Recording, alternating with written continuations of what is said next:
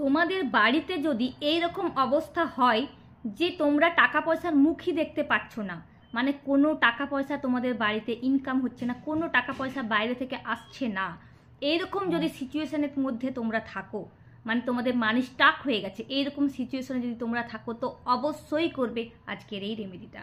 কেন কি এই ধরনের প্রবলেমের মধ্যে দিয়ে যদি তোমরা যাচ্ছ, তার মানে তোমাদেরকে রাহুকে ঠিক করতে হবে।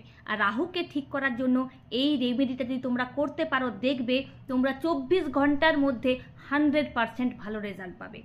তো এর জন্য তোমাদের যেটা করতে হবে, তোমরা কি করবে, 4টে দেশলাই কাঠি নেবে। 4টে দেশলাই কাঠিকে তোমরা উজালা মানে নীলের মধ্যে ডুবিয়ে তোমরা নীল করে নেবে।